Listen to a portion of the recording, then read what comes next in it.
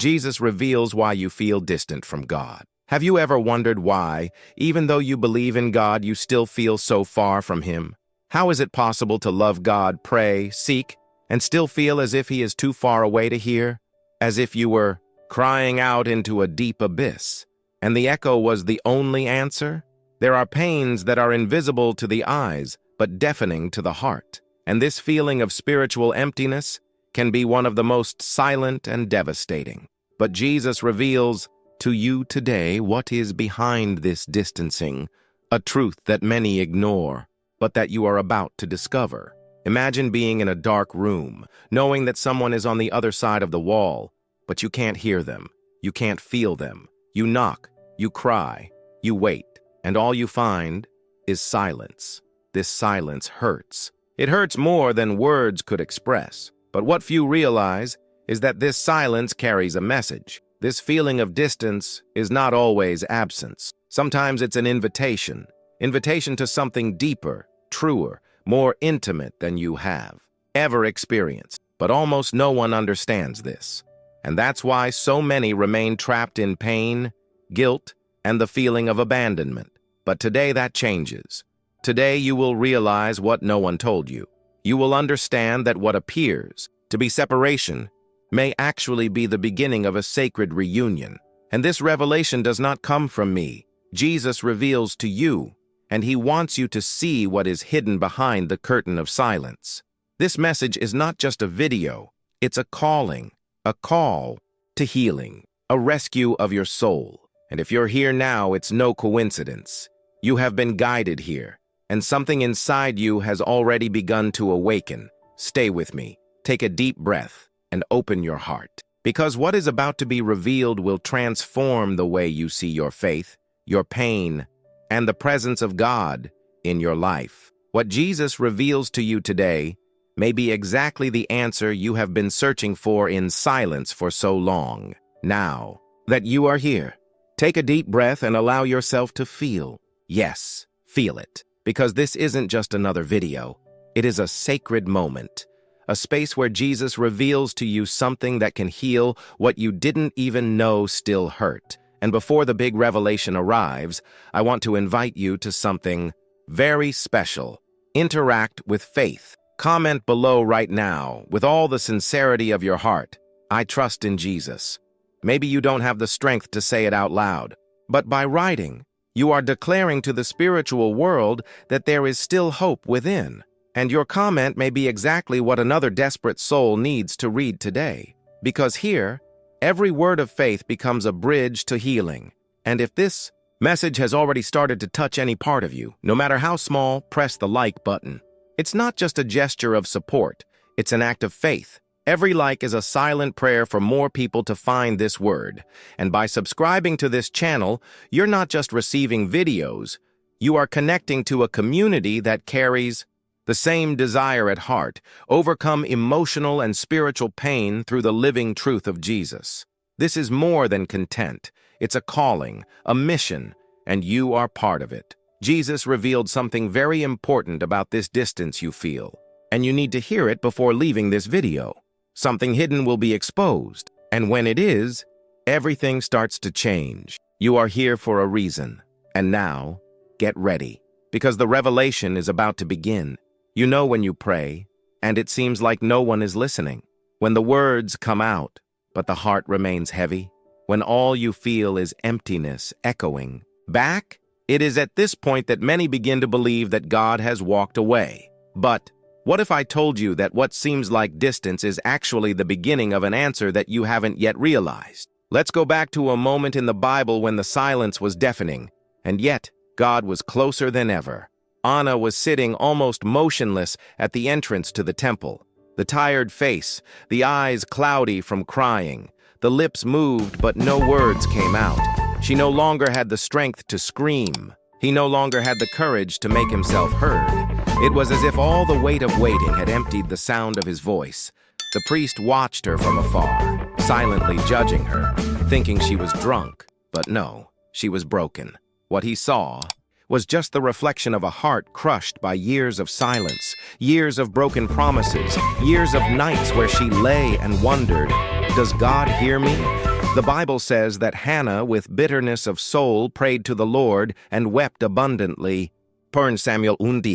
And this is where many of us identify, because maybe you are in that place too, praying for so long, with so much intensity, but no answers. Words no longer come out, only sighs. And deep down, that suffocating feeling begins to grow that God is not listening, that your prayers hit the ceiling and come back, that there is a wall between you and the sky.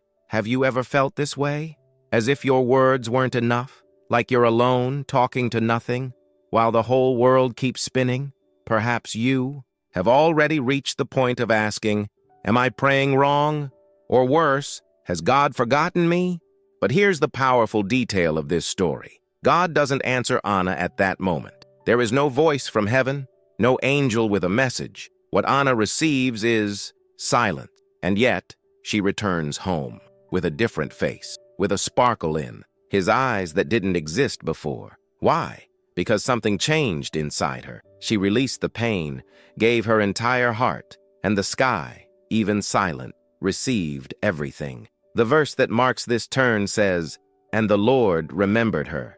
1 Samuel 1:19. It's a small verse, almost shy, but within him there is a cry from heaven. I heard it all. I saw it all. I cared all the time. Maybe you feel like your prayer is lost in the silence, but let me tell you something that could change everything. God's silence is not a sign of absence. It is often the space where he prepares the most powerful response. Anna's pain generated an outcry that moved the sky, and that same cry, even without sound, may be rising from your heart. Right now, Jesus reveals to you, even when you don't feel it, I'm hearing every word you can't say. Take a deep breath. Allow yourself to feel this message, because the truth is that many of us have learned to hide our pain behind pretty prayers, but Jesus isn't waiting for perfect words. He's listening to your heart. The crying in the car, the silence on the pillow, the empty look that no one notices. He sees all of this, and he doesn't just see, he remembers. If this word touched your heart, say it in the comments. Jesus, even in silence, I trust in you. Your comment may be exactly what someone needs to read today to not give up praying. Share this message. You can be God's instrument in someone else's life now.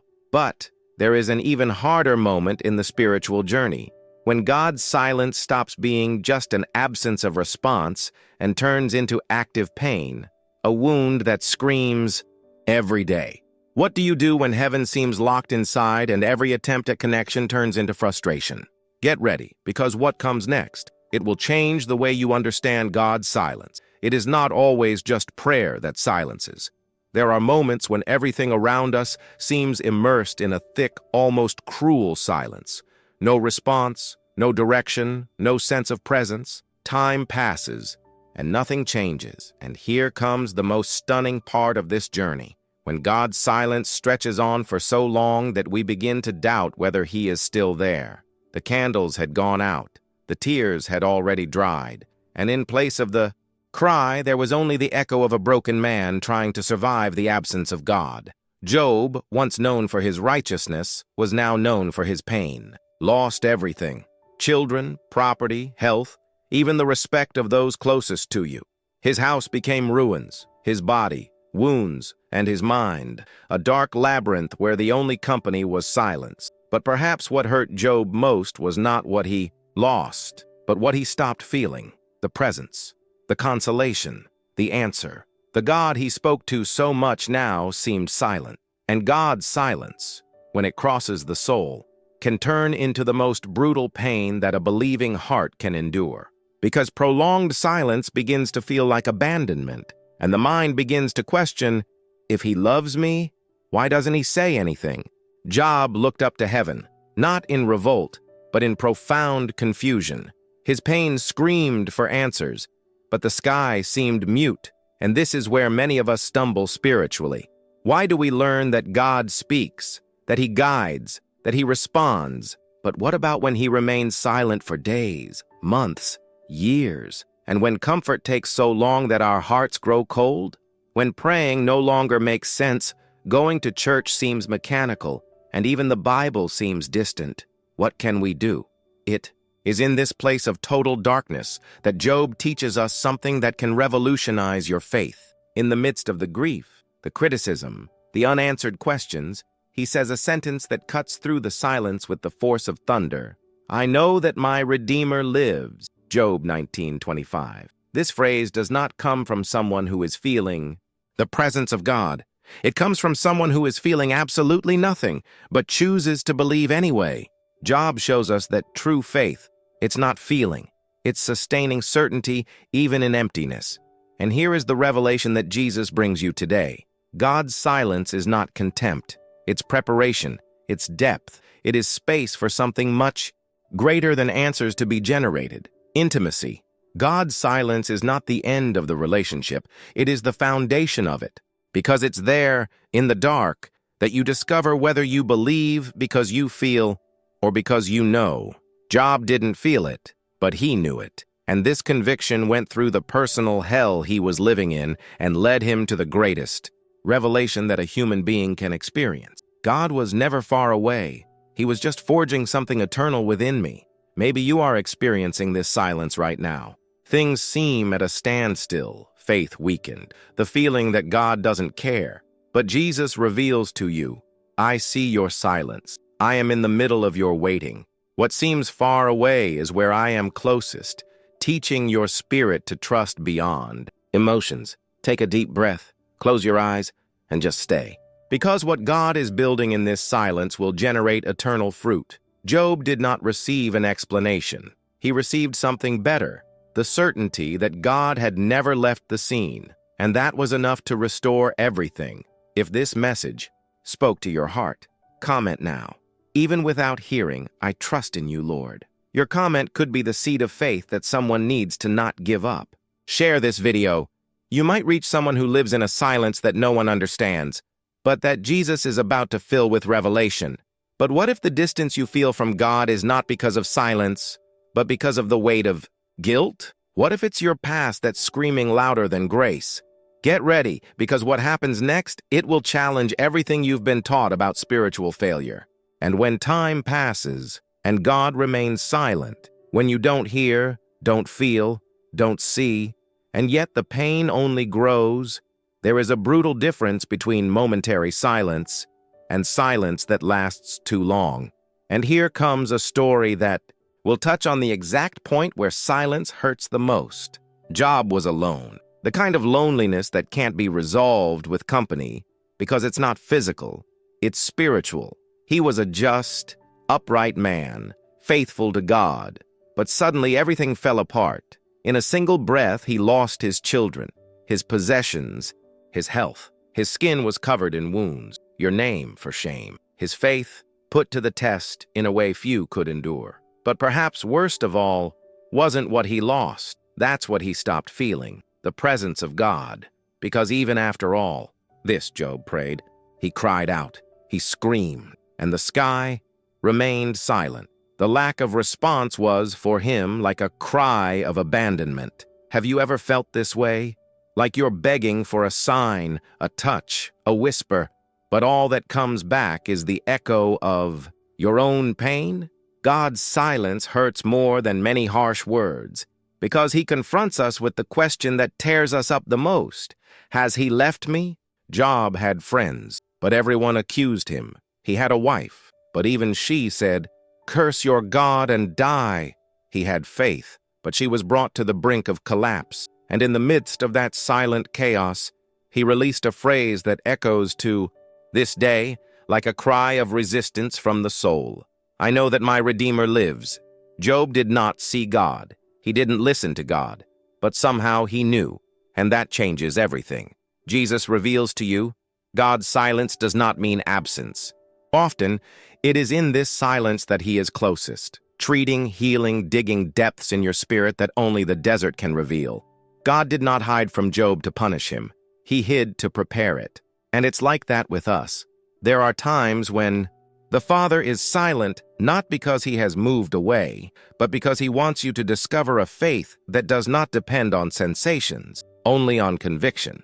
And that's not easy, because we live in a world that demands proof, evidence, quick answers. But God works in the time of eternity, and what you call delay, he calls process. Maybe the silence you hate so much is the ground where he is building your spiritual solidity. Job went so far as to say, "Even if he kills me, I will hope in him."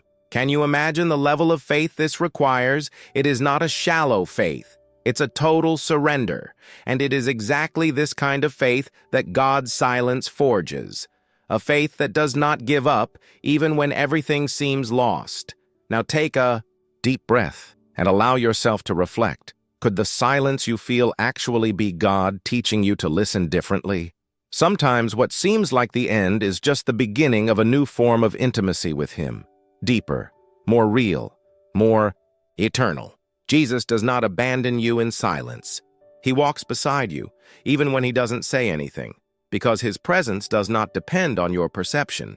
It is constant. Job only understood this after all, after the loss, after the pain, after the silence, and when God finally spoke. Job didn't get answers, but he had an encounter, and that was more than enough to restore everything.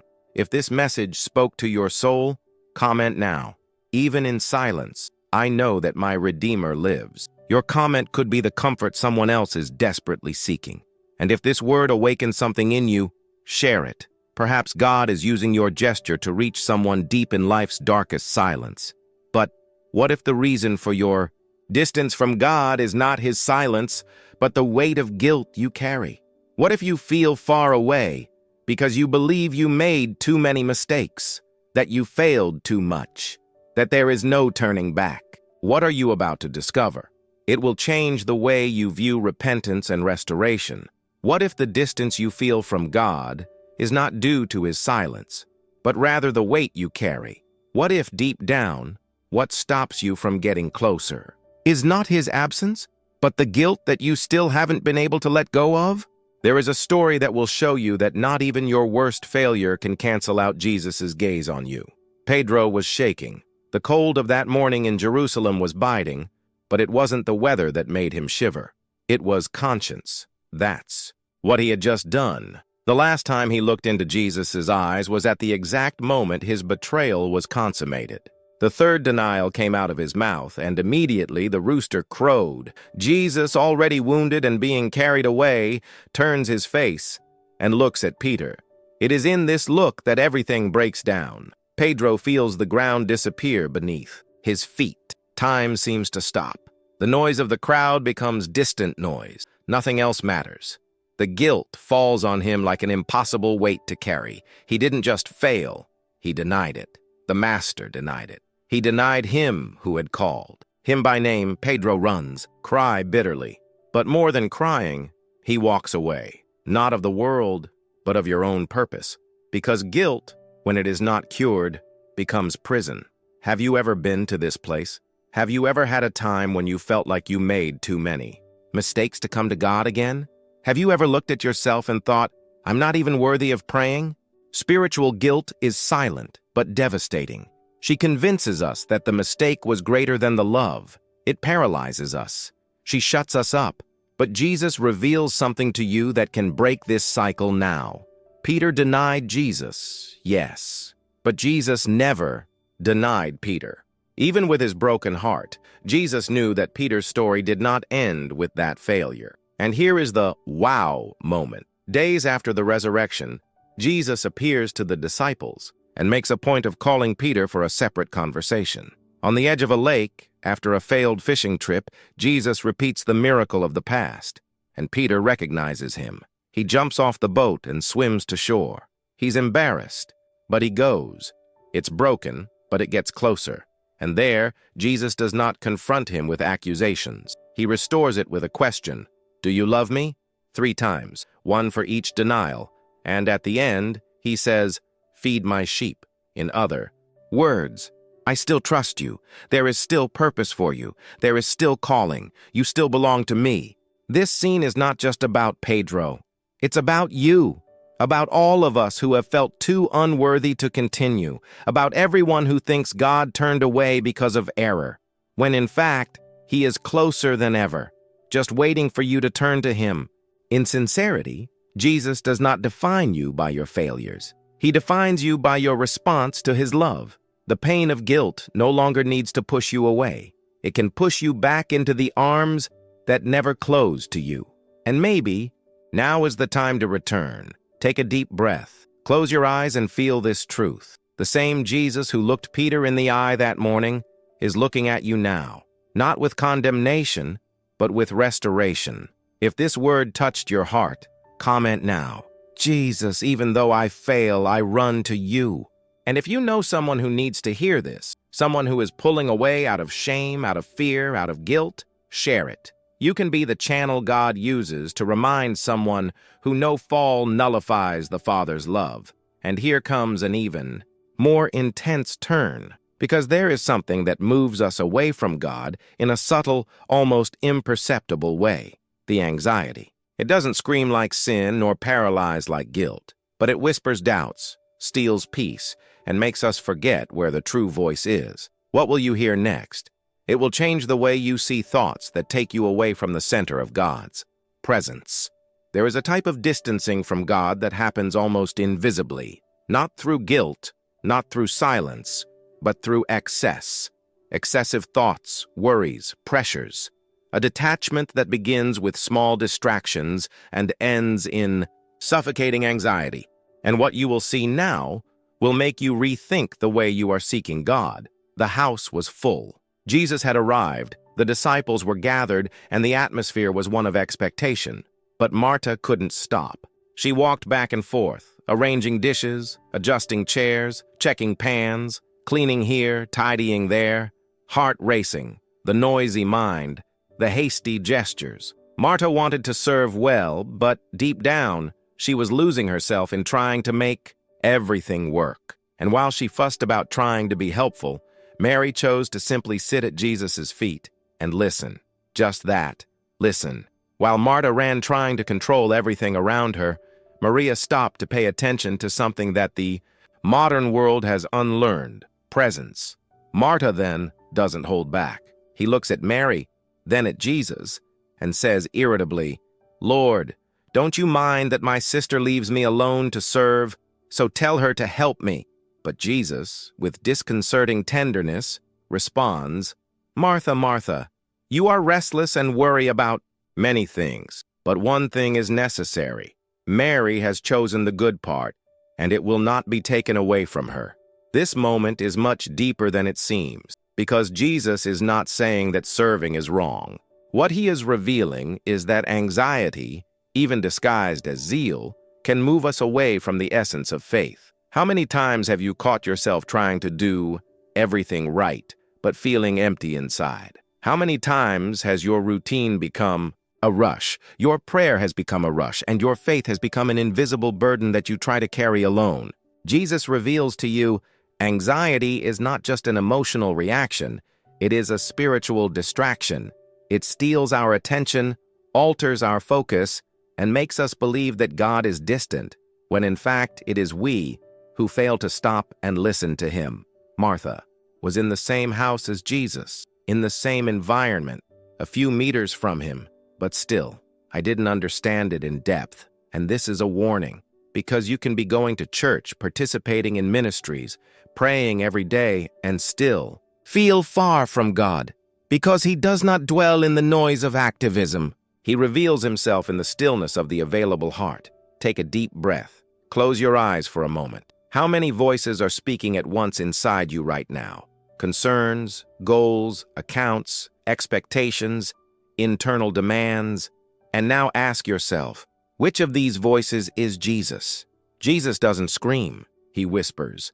And that's why we need to silence the world to recognize him. What suffocates your faith is not the lack of God, it is the excess of noise. Jesus doesn't just want what you do, he wants who you are, present, whole, surrendered, willing. To just be with him. Have you ever felt like Martha? Trying to sort everything out, but feeling distant, alone, empty? Have you ever experienced the frustration of doing so much and still feeling like something is missing? Perhaps today Jesus is telling you exactly what he said to Martha. One thing is necessary, and that thing is stopping, to sit, to hear, being with him. not to earn blessings, not to prove faithfulness, but because true connection with God is not born of performance, it is born of presence. If this word is touching your heart, say in the comments, Jesus, I choose your presence above my control. Your comment could be the silence someone needs to hear God's voice again. Share this message with someone who is feeling suffocated by their own routine. You can help a soul rediscover the whisper of God in the midst of anxiety. And here comes something even deeper. What if the root of your distance from God is not agitation, not guilt, not tiredness, but fear? Fear of not being accepted, fear of being alone, fear of not being able to handle it. What you see next will transform the way you understand the deserts that scare you. But what happens when the noise that keeps us from God isn't outside? It's inside. When it is no longer guilt nor anxiety, but fear. Fear of failing, of not being enough, of being left behind. There is a moment in Scripture that reveals what many hide, the fear that paralyzes even the most spiritually strong. And what you're about to see will change the way you look at the desert. The prophet runs. The man of God, the one who prayed and the fire came down from the heavens, now flees. Elijah, the one who faced 450 prophets of Baal, who saw God act with power on top of Mount Carmel, is afraid. A fear that cannot be explained logically. Jezebel swore to kill him, and even after seeing so many miracles, Elijah breaks down. Run to the desert. He runs like someone trying to escape not just a threat, but himself. He goes far away. Lie. Down under a juniper tree, and he says something that reveals the internal collapse. It is enough. Now, O Lord, take my soul, for I am no better than my fathers. Elijah wants to die. But more than that, Elias wants to disappear, because his fear is not just of death, it's about abandonment, from loneliness, the weight of the ministry, from failure. It is the fear that affects those who have already done a lot, but still feel alone. It's the fear that invades when you look around and it seems like no one understands your pain, not even God. Have you ever felt this way? Have you ever had moments when you didn't want to die, but you also didn't want to continue living the same way? Have you ever been afraid of no longer being useful to God? Afraid that He has given up on you? Afraid that despite everything you've done, everything has lost its meaning? Jesus reveals to you, even the strongest prophet was afraid. But God did not abandon him. What comes next in this story is a twist that changes everything. Elijah sleeps, exhausted, on the desert floor. But heaven does not ignore your weakness. An angel touches him, gently. No screaming, no charge. And it says, "Get up and eat." Elias finds there, beside him, bread baked over hot coals and a bottle of water. And here comes the most impressive part. God does not respond with preaching. He responds carefully. Because there are times when what we need most is not a theological explanation. It is a real experience of practical love, and God knew it. Therefore, feed Elijah. And when he goes back to sleep, God feeds him again. Then, it says, the road will be very long for you, i.e., you still have purpose. You still have destiny. You still have ground to walk. Fear can paralyze you, but God's love lifts you up. Maybe you are living in a desert right now.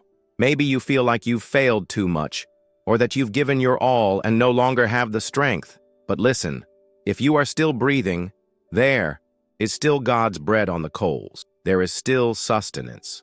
There is still renewal. There is still a mission. The fear you feel is not a sign that God has left you. It's just proof that you're about to be visited by a divine touch. And it changes everything.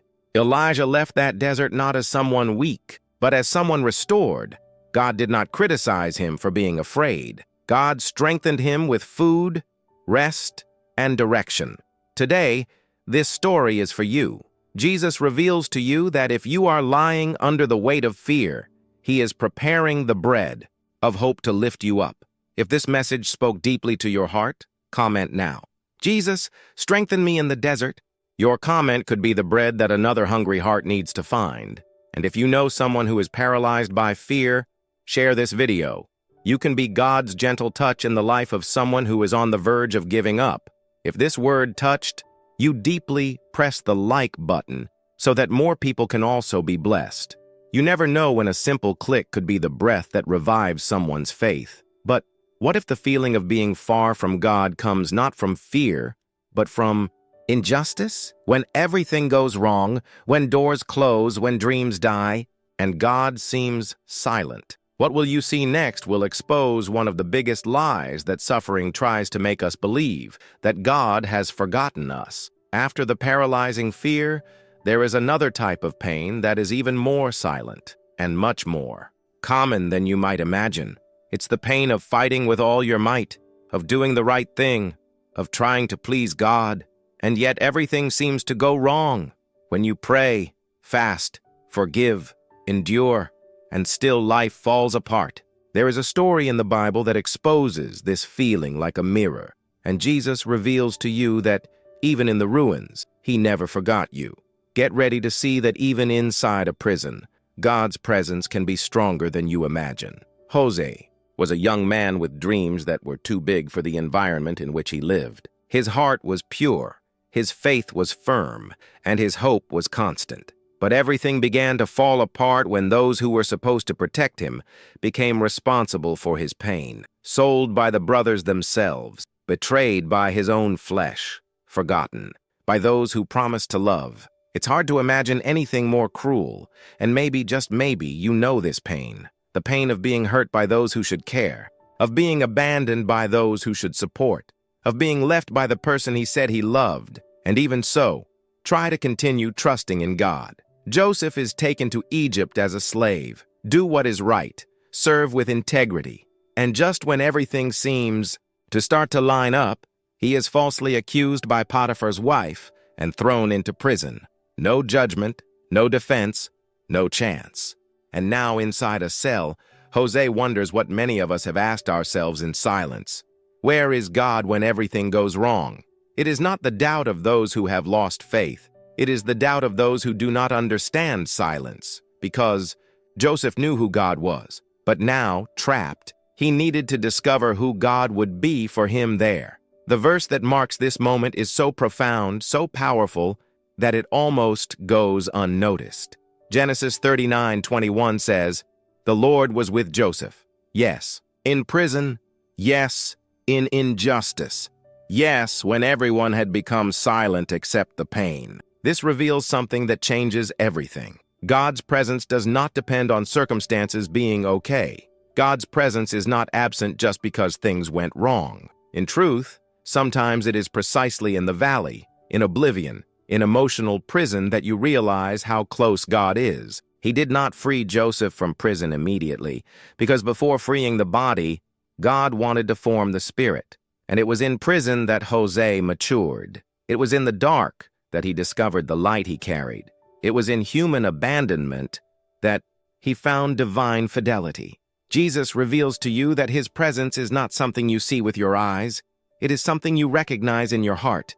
And that's what sustains us on days when everything seems to fail. Because today you may be in a place where everything seems closed, plans have fallen apart, promises seem distant, and you feel like you've been forgotten.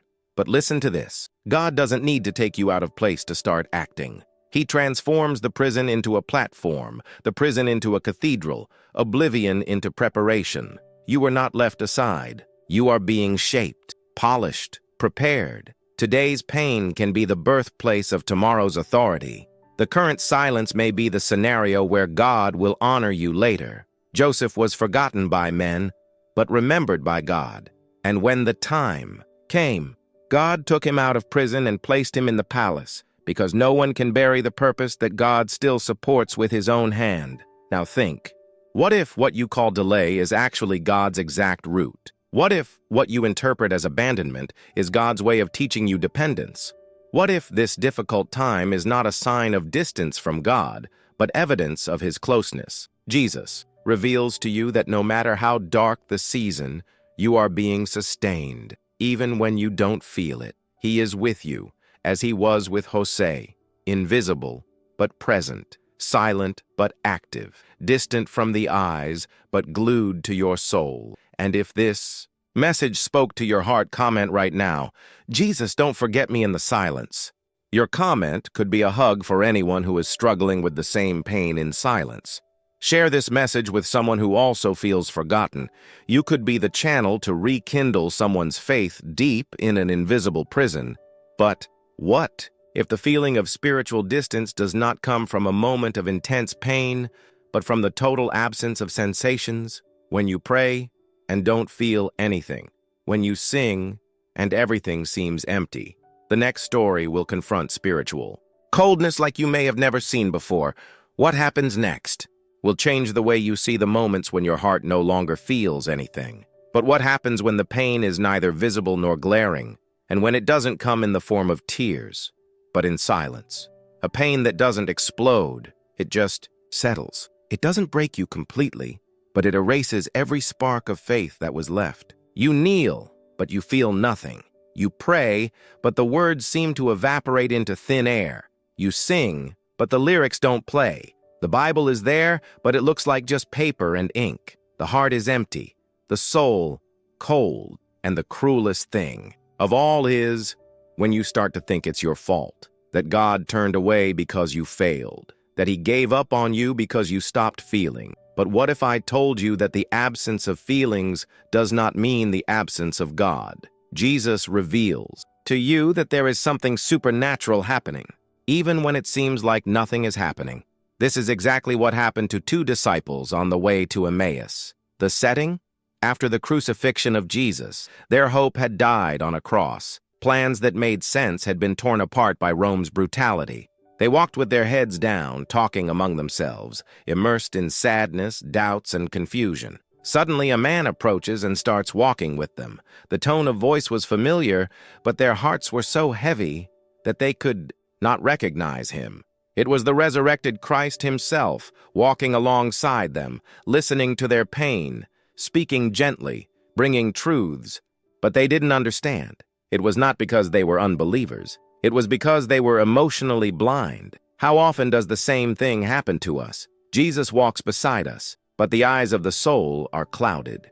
Pain screams louder than faith. The inner silence seems more real than any promise. The verse that marks this moment is one of those that penetrates even the most hidden layers of the heart. Didn't our hearts burn when He spoke to us along the way? Luke 24:32. After Jesus breaks the bread and disappears before them, their eyes open, and they realize He was with us the whole time, even when we don't feel it, even when we don't recognize it, even when we thought we were alone. Jesus reveals to you that feeling the presence of God is wonderful, but the absence of sensations does not cancel out His real presence, because faith is not based on what we feel, but on who He is. You may be going through a phase of spiritual coldness, where moments of prayer seem dry, where praise no longer moves you as it used to, where the Bible no longer warms your soul. But that doesn't mean you are far from God. This could be exactly the kind of wilderness He is using to teach you to walk by faith, not by sight. Spiritual coldness is more common than you might think. It is not always the fruit of sin. It is often the result of emotional exhaustion, frustrated expectations, unhealed wounds, a routine that sucks everything and gives nothing back. But even in this scenario, Jesus reveals to you, I am by your side. He walks with you, even when you don't recognize it. He hears your sigh.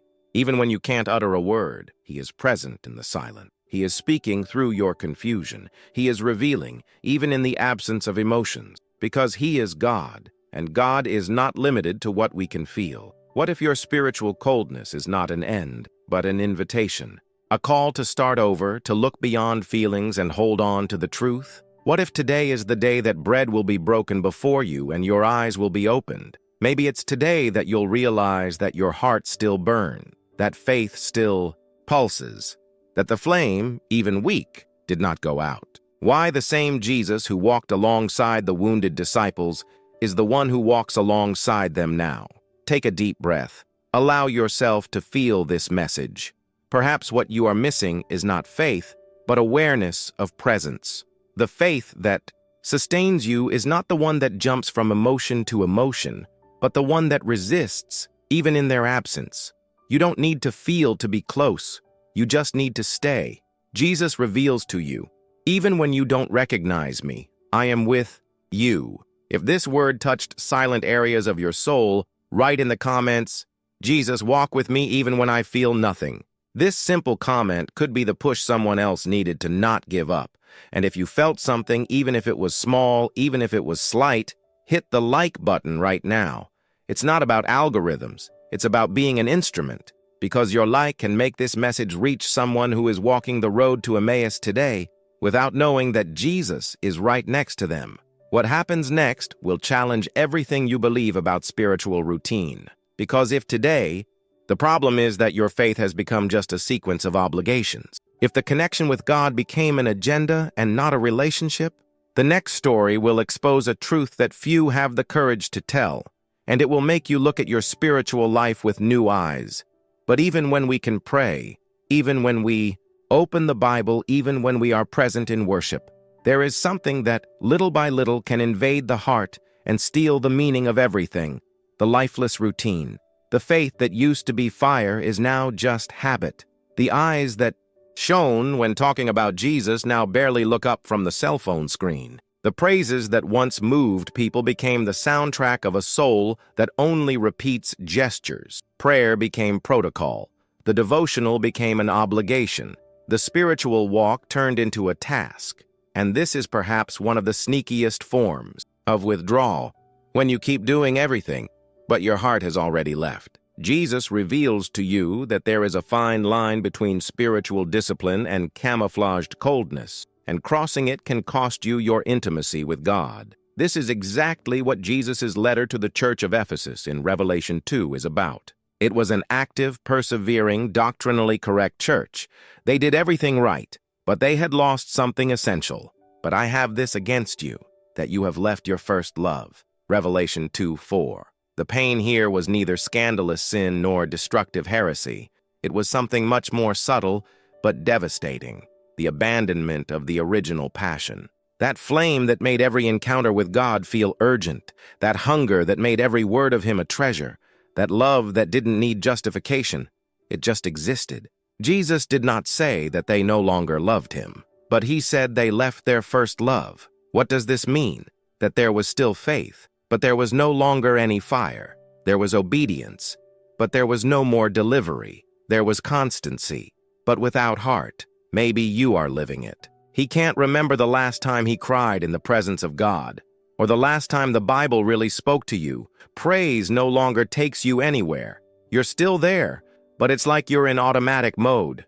And the cruelest part of all this is that you think it's just a phase, or worse, you think everything is fine. But something inside you feels there's a growing distance, a coldness that didn't come with storms, but with time. And Jesus reveals to you that the pain most ignored by most believers is this: the pain of loving God with gestures, but no longer with the soul.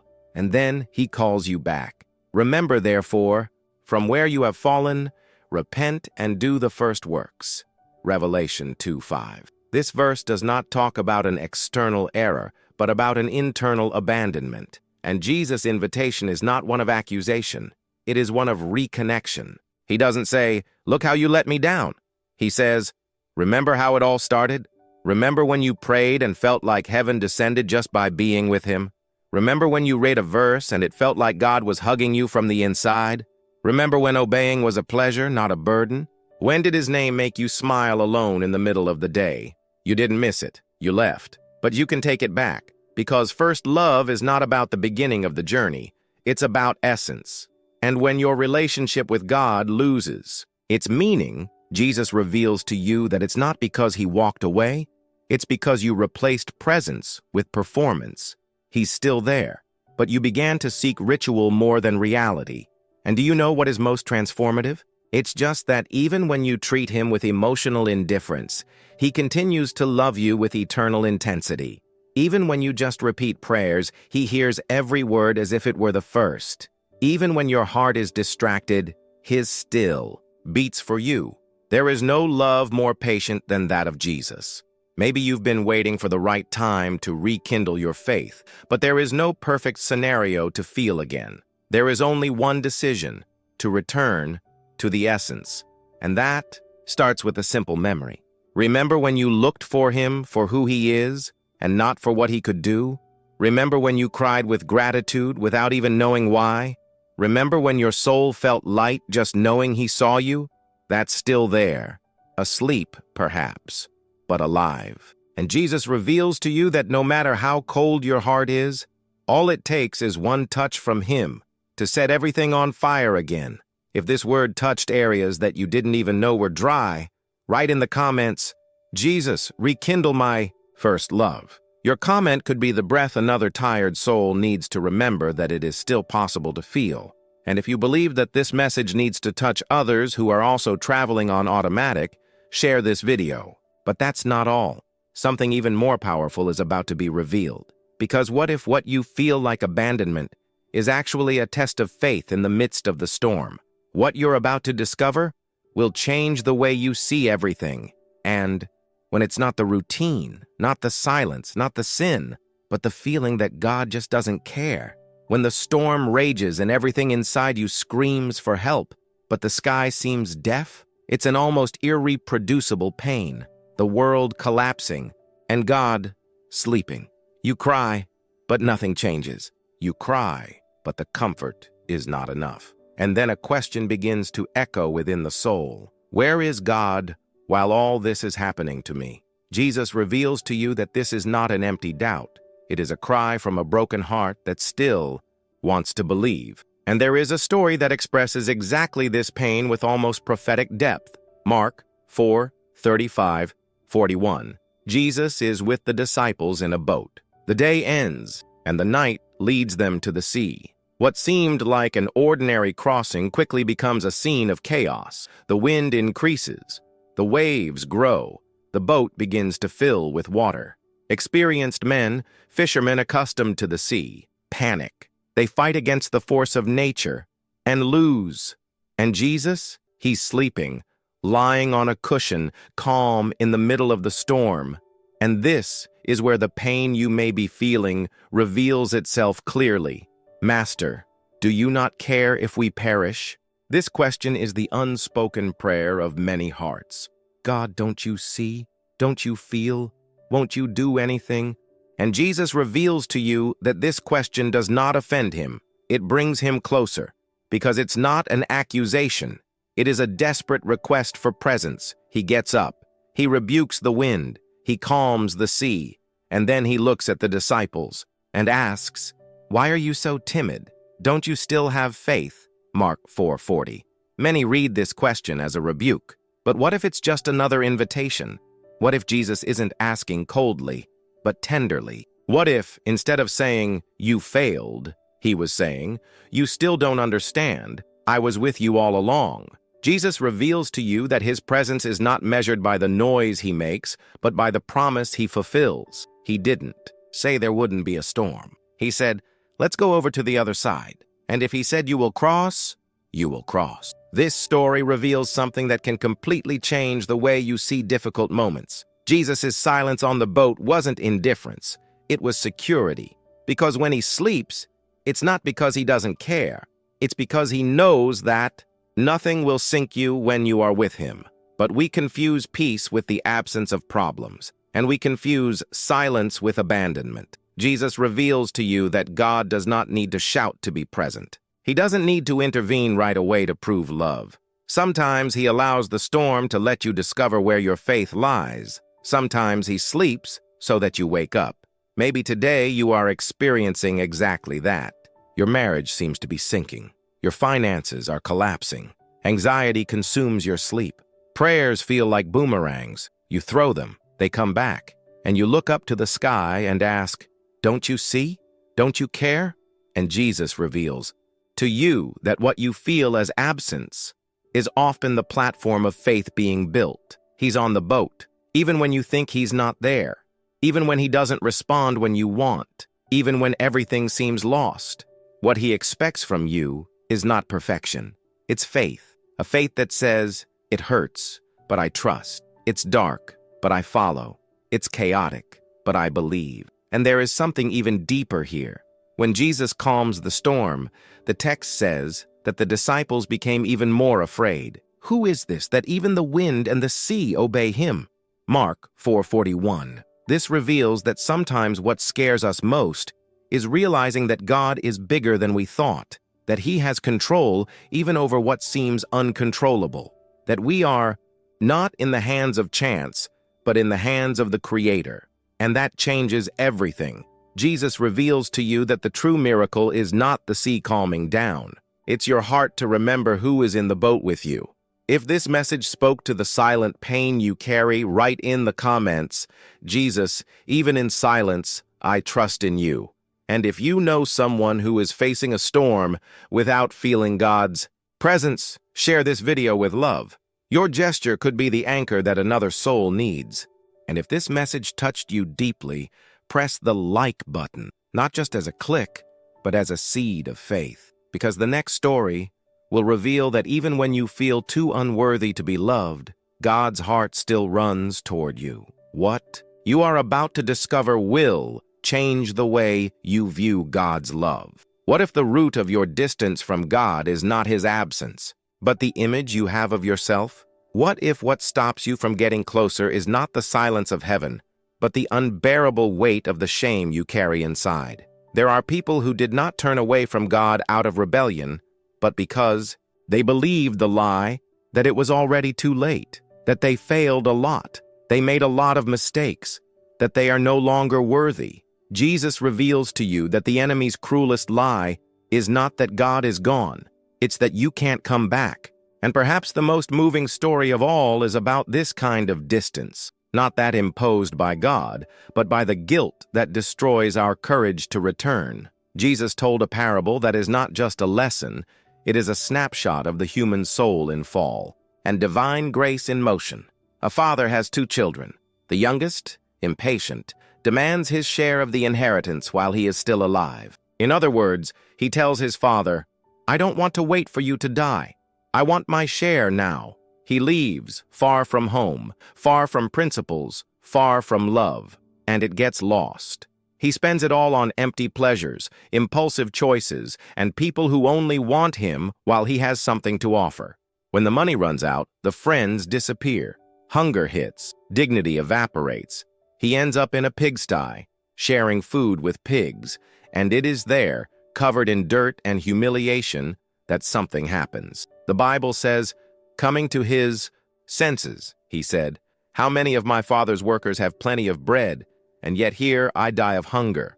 Luke 15:17. Jesus reveals to you that sometimes pain knocks us down, but it also wakes us up. He decides to return, but not as a son. The shame is so great that he plans a speech. "Father, I have sinned against heaven and against you.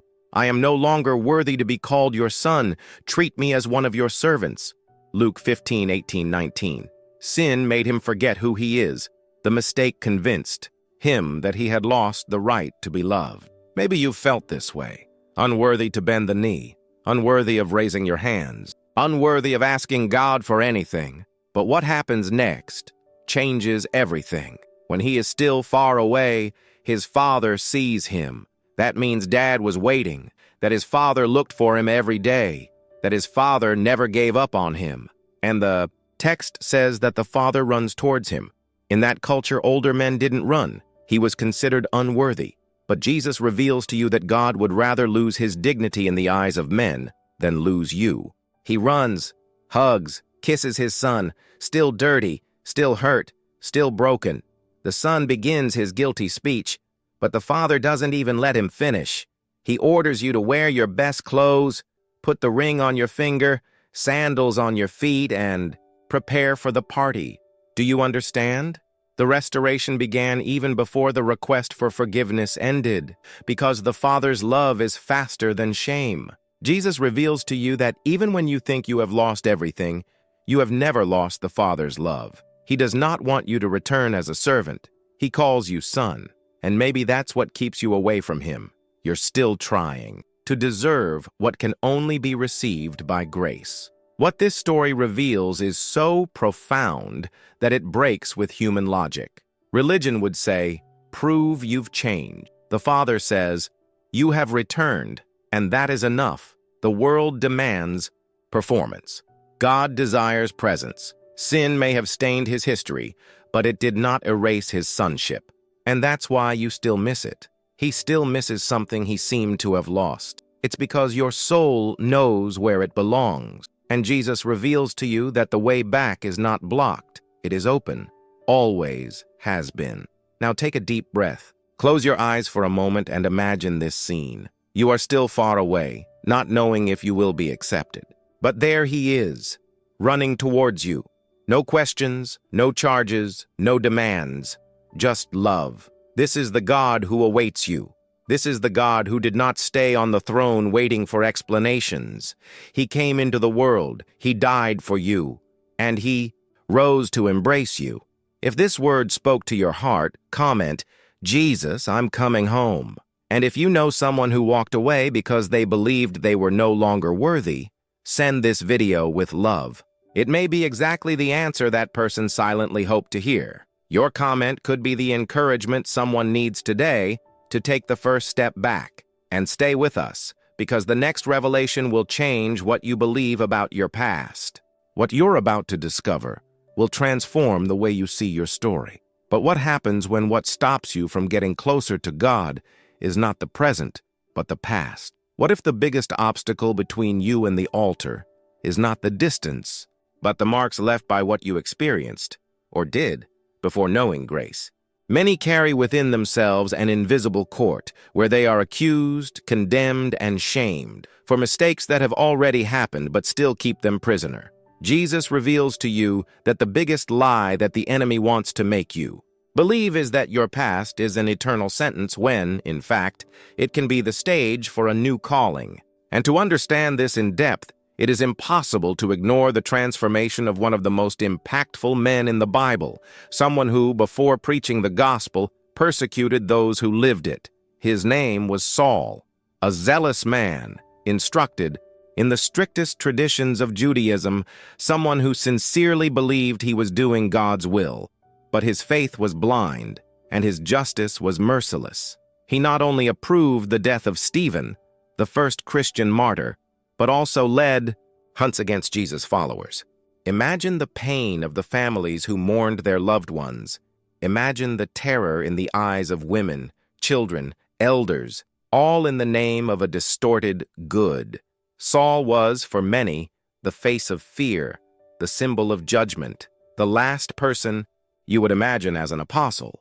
And yet, Jesus reveals to you that it was precisely this man that he chose to be the voice of love, grace, and reconciliation between God and men. The turning point scene is one of the most captivating in Scripture. Saul is on his way to Damascus with orders to arrest Christians, but in the middle of the journey, a light surrounds him and he falls to the ground. A voice confronts him.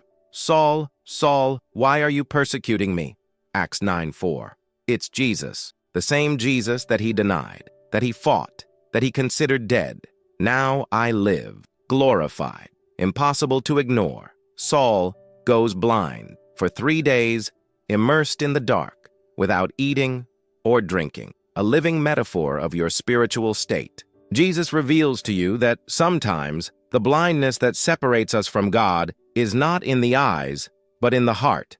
And it is in this place of fragility, where all certainties have collapsed, that redemption begins. Meanwhile, God calls a man named Ananias, a faithful Christian, one of the persecuted, and he gives him a disconcerting mission. Go to Saul, lay hands on him, and restore him. Ananias hesitates, rightly so. "Lord, I have heard a lot about this man, and how many evils he has done to your saints in Jerusalem." But God's answer is categorical. "Go, for this is a chosen instrument for me." Acts 9:15.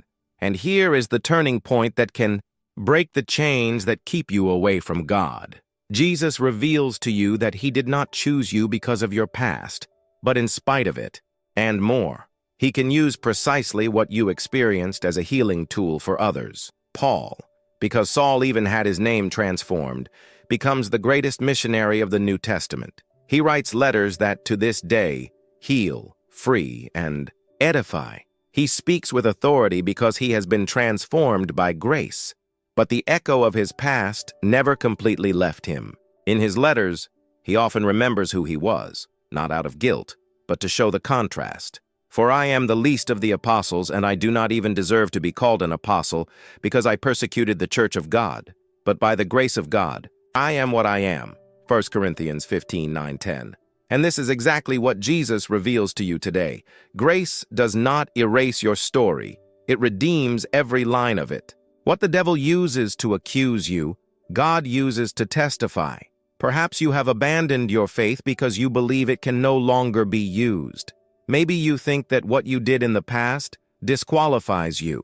But what if what you experienced is precisely why God wants to lift you up now? What if your testimony is the bridge for others to discover that they too can start over? Make no mistake, the apostles had passed. The prophets were flawed. David, Abraham, Moses, they all had scars, but none of them were defined by error. They were marked by grace. And Jesus reveals to you that you can be too. If this message touched you, write in the comments, "The grace of God is sufficient for me." Your story is not over. Your mistake did not cancel you. Your past does not define your intimacy with God. What defines you is the love that doesn't give up on you, even when you've given up on yourself. Share this word with someone you know needs to let go of guilt. Your gesture could be the beginning of a healing journey. And hold on tight, because the next revelation will show that even when you feel invisible, what if the greatest pain is not the absence of God, but the feeling that He simply doesn't see you? That, in the midst of billions of people crying, out, worshiping, searching, you are just another voice that gets lost in the echo of existence? Few feelings tear as much as the impression of being ignored by the Creator Himself. You pray, but you feel no answer. You try to remain firm, but it seems like the sky remains closed. No one notices, but inside, you are already giving up. Jesus reveals to you that this emptiness you feel, this silent pain of not being seen, is not new, and that there is a story that can change everything. Because in her, a woman invisible to the eyes of the world discovers that she was completely visible to the eyes of God. Her name was Hagar, a foreigner, a servant, a woman whose story was marked by orders, silence, and humiliation. Hagar did not choose to be there. It was placed. It was used. Hagar's story begins when Sarah, Abraham's wife, decides that she can no longer wait for God's promise of a son. So she offers her Egyptian servant to produce an heir in her place, a human plan, a shortcut to the purpose. And Hagar, unable to say no, obeys. She becomes pregnant by Abraham, but what seemed like a blessing quickly becomes a burden. Sarah is filled with jealousy, contempt, and begins to mistreat Hagar until she can no longer take it. Alone, pregnant and rejected, she flees into the desert, a place where no one would see her, where no one would ask your name, where finally she could disappear. And it is precisely there, in the deepest abandonment, that Jesus reveals something extraordinary to you. God appears. The angel of the Lord finds her near a spring of water and asks her a question that echoes to this day. Where do you come from and where are you going? Genesis 16:8. This is not a geographic question. It's existential. It's emotional. It's spiritual. It's the question God asks when He wants to heal. Hagar, do you know who you are? Do you know who sees you? And at that moment, something breaks inside her. The God she thought belonged only to Abraham and Sarah was now with her. The forgotten woman, the used woman, the rejected woman. And there, in the middle of the desert, she gives God one of the most beautiful and intimate names in Scripture. You are the God who sees me. Genesis 16:13. Not the God who watches from afar, not the God who only rules, but the God who sees with tenderness, who sees the soul. Jesus reveals to you that even when no one else validates you, He sees you clearly. And not just that, He meets you in the middle of the desert when you thought no one would come, when even you stopped looking for yourself. Hagar was not perfect. She was not the protagonist of the promise, but she was loved, chosen, viewed, and so are you. It doesn't matter what led you to your desert, a rejection, a diagnosis, a silence at home, or a secret struggle that consumes your nights. God sees you, not with judgment, but with presence, not in a hurry, but with compassion. How many times have you felt like Hagar, looking around and realizing that while others are called by name, you seem to be just someone's servant? That while others are remembered, exalted, applauded, you are carrying something that no one notices, perhaps even generating fruit, dreams, projects, prayers, but without support, without visibility, without rest. But what if I told you that it is precisely in the place of your invisibility that God wants to reveal his most intimate face to you? What if the pain of not being seen by men is the path to being found by God? Jesus reveals to you that he sees you when you bend your knees in tears and no one else is around. He sees you when you do good in silence, when you serve without expecting applause, when you forgive without receiving recognition, when you still believe even though you feel like you're alone. This invisible faith moves the heavens. This hidden obedience builds eternity.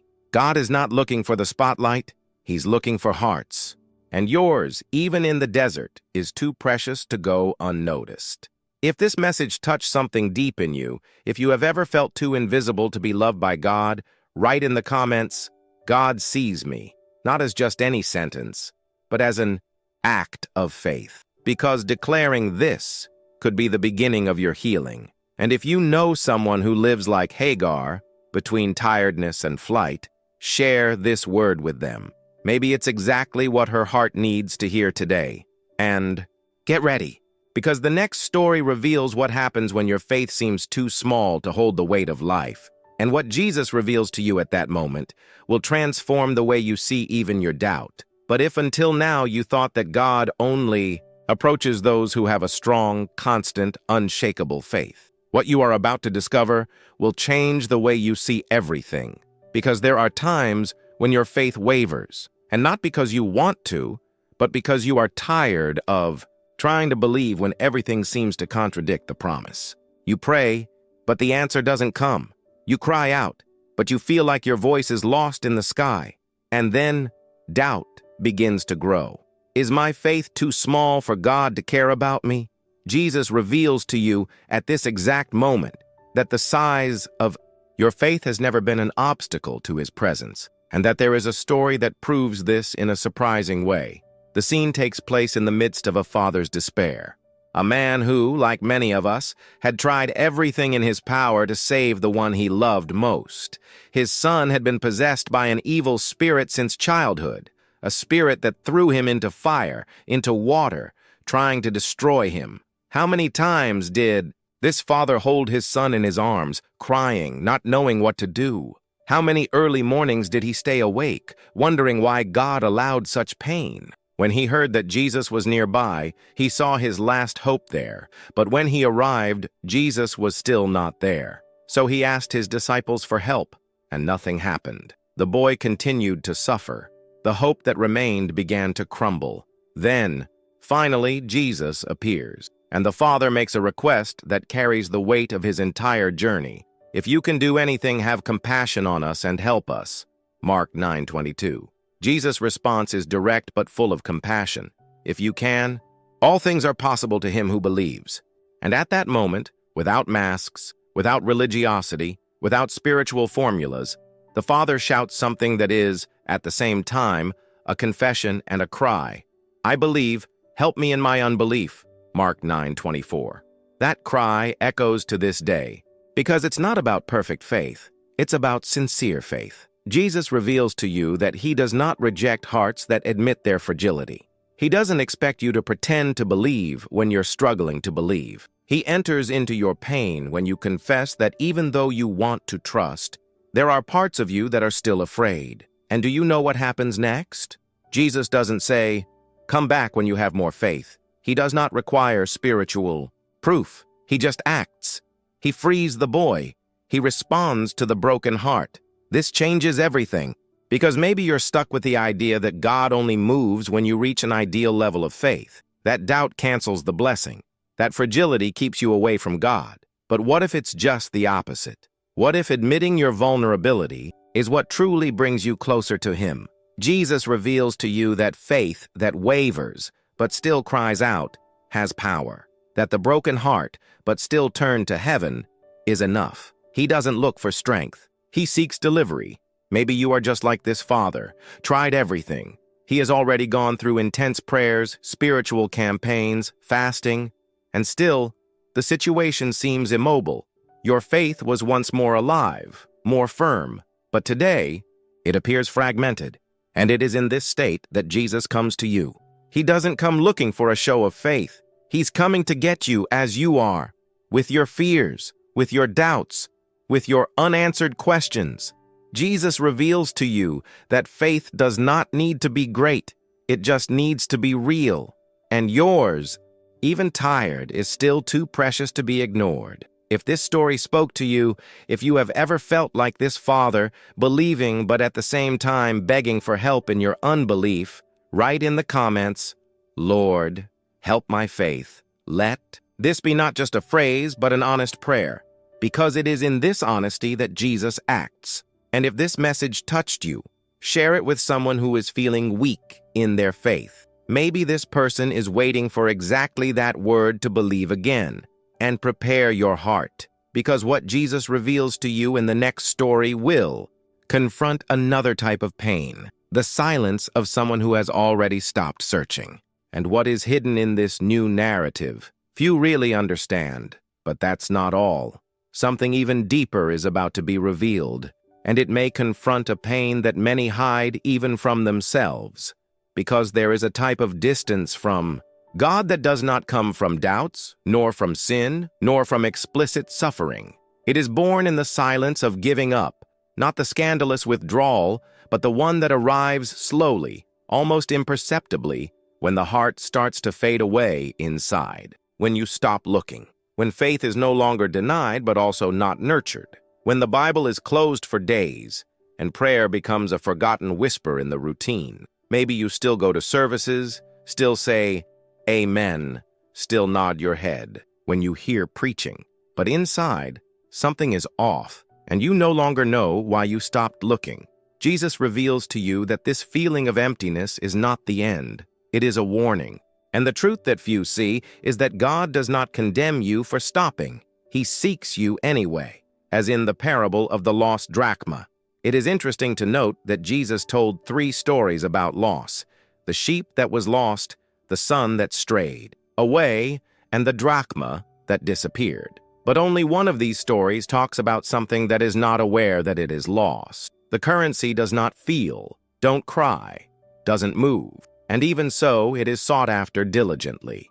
And if a woman has 10 drachmas and loses one, will she not light a lamp and sweep the house and search carefully until she finds it?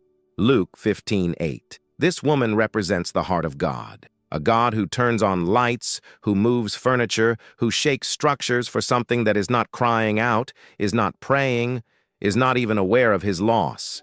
Jesus reveals to you that he seeks you even when you no longer seek him, even when your soul is asleep, even when your spirituality seems forgotten in some dark corner of your inner home. He enters the places where you yourself are afraid to return.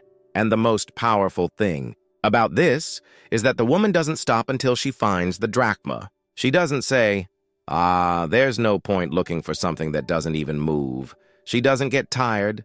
She searches, she insists, she illuminates, she cleans. And when she finds it, she celebrates. Maybe today you are that drachma. Stopped, no reaction, no clamor, just trying to survive, but feeling further and further away from God. You didn't lose faith. You just stopped looking for it, maybe due to tiredness, perhaps out of disappointment, perhaps because he thinks he is unworthy. But Jesus reveals to you that even in the silence of your soul, he is still looking for you. And not only that, he is willing to shine lights in places you had left dark for so long. He is sweeping the floor of your emotions, dusting off your history, shaking off forgotten memories, all to find you again. And do you know what happens when the drachma is found? There's a party. And when she finds it, she gathers her friends and neighbors together saying, "Rejoice with me because I have found the drachma that I had lost." Luke 15:9. This is the part we often ignore. Even when we are the ones who stop seeking, he continues to find us. It's not about religiosity, it's about relationships. It's about a God who doesn't measure you by your spiritual performance, but by the intrinsic value you have in his eyes. And if today you feel spiritually inert, understand, this does not disqualify his love for you. This story reveals a shocking detail that many ignore. The coin never left the house. She was there the whole time, but lost inside a familiar place. How many times have you felt this way? Within faith, but empty. Inside the church, but disconnected. Inside the Bible, but without revelation. Jesus reveals to you that even those who are inside can be lost, and that he is the only one capable of finding us in this state again. The question now is not whether you can search again, but whether you are willing to allow him to find you even in your immobility. If this word spoke to you, if at any point you felt that you stopped searching and recognized yourself in this drachma, write in the comments, Jesus, find me again. Because this confession, as simple as it may seem, could be the beginning of a new search. And if this message touched your heart, send it to someone who is experiencing this same spiritual silence. You can be the light that God will use to illuminate the home of someone who has stopped looking. And don't leave now, because what you're about to discover in the next block will break chains of religiosity. Get ready. Jesus reveals something to you that will free your heart from weights that were never yours. There is another pain, more subtle, more hidden, and perhaps for that very reason, more dangerous. That's when what should bring you closer to God starts to push you away. Yes, we are talking about the weight of religiosity. When your faith becomes an obligation, when your days are governed by invisible lists of spiritual successes, when your heart bows more to demands than to love. There are people who did not distance themselves from God due to blatant sin, nor due to deep crises. They moved away because the weight of the rules was greater than the relief of grace. And few stories illustrate this as clearly as Jesus's confrontation with the Pharisees in Matthew 23. Imagine this moment. A crowd gathered. The Pharisees, respected religious leaders, scholars of the law, are there. They fasted. They prayed. They made long speeches. But Jesus does not praise them for this. On the contrary, his words are incisive. They bind heavy burdens that are difficult to bear and place them on men's shoulders, but they do not even want to move them with their fingers. Matthew 23:4. The religiosity that was supposed to liberate was imprisoning. What should have been a bridge to God had become a wall. And you know what's most painful? This still happens today. Jesus reveals to you that one of the reasons why you feel distant from him is because you were taught to please religion, not to live in a relationship. They taught you how to perform rituals, but they didn't show you how to rest in the presence. You've been burdened by expectations, standards, rules, some that aren't even in the Word. You tried for so long to fit into molds created by others that you forgot to look at the face of the one who only wants you as you are. The burden became heavier than the consolation. The path became a maze, and his soul got tired. Maybe you are experiencing exactly this. You pray, but you don't feel. Read, but don't understand. He attends church, but leaves more tired than when he entered. He even feels guilty about resting. Fear of failing. I'm ashamed to admit that I'm not well. Because they told you that a true Christian is strong, constant, irreproachable. But Jesus reveals something completely opposite to you. He says, "Come to me, all you who labor and are heavy laden, and I will give you rest." Matthew 11:28. Take a good look at this. He does not say, "Come the perfect." He calls the exhausted. He attracts those who are suffocated by their own attempt to be good enough. This truth changes everything. Jesus did not come to create a new religion. He came to tear the veil that separated. He came to make possible a direct, intimate, and grace-filled relationship with the Father. And if what you have lived in the name of faith has left you further away from God, then perhaps you are not living the gospel, but a system, a cycle, a pattern. And the good news is that he wants to break that today. Jesus reveals to you that his presence is not a prize for those who get it right. but a shelter for those who are tired. His yoke is easy. Your burden is light. This does not mean that there is no cross, but that the cross he invites you to carry is totally different from the prison of religiosity. Many are far from God within the church, active, visible, even praised, but inside, carrying weights that Jesus never placed. Fear of making mistakes, fear of disappointing, fear of being seen as weak. How many times have you felt trapped inside what was supposed to free you? How many times have you pretended to be okay because you didn't feel allowed to be bad? Religiosity does not allow you to fail, but grace embraces you even when you fail. Religion demands performance. Jesus invites you to communion. Religion points out its errors.